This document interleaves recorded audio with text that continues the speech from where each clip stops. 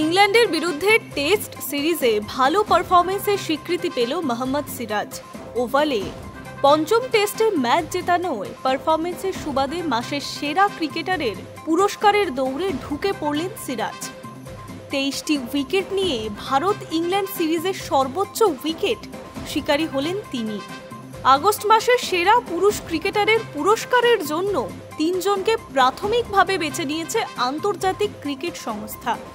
সিরাজের সঙ্গে পুরস্কারের লড়াইয়ে নেমেছেন নিউজিল্যান্ডের ম্যাট হেনরি এবং ওয়েস্ট ইন্ডিজের জেডেন সেলস। আগস্টে একটি টেস্ট খেলেই লড়াইয়ে ঢুকে পড়েছেন ভারতীয় বোলার।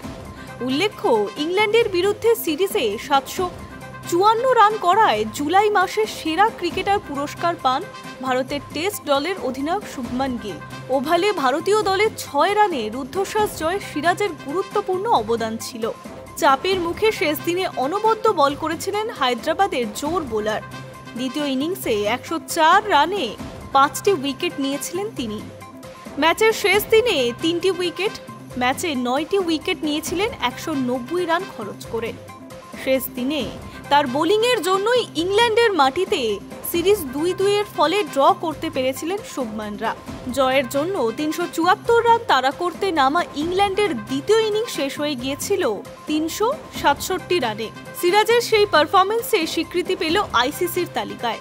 সিরাজের 2 প্রতিদ্বন্দ্বীর মধ্যে সেলস পাকিস্তানের বিরুদ্ধে একদিনের সিরিজে ভালো বোলিংয়ের সুবাদে প্রাথমিক তালিকায় জায়গা পেয়েছেন। 3 ম্যাচে 10টি উইকেট নেন তিনি।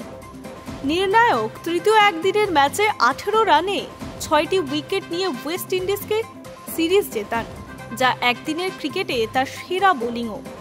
অন্যদিকে হেনরি জিম্বাবুয়ের বিরুদ্ধে 2টি টেস্ট সিরিজে সেরা ক্রিকেটার হয়েছিলেন। 2 টেস্টে 146 রানে 16টি উইকেট নেন। তবে যাই হোক, ভালো বোলিংয়ের লড়াইয়ে রয়েছেন সিরাজও। High news network.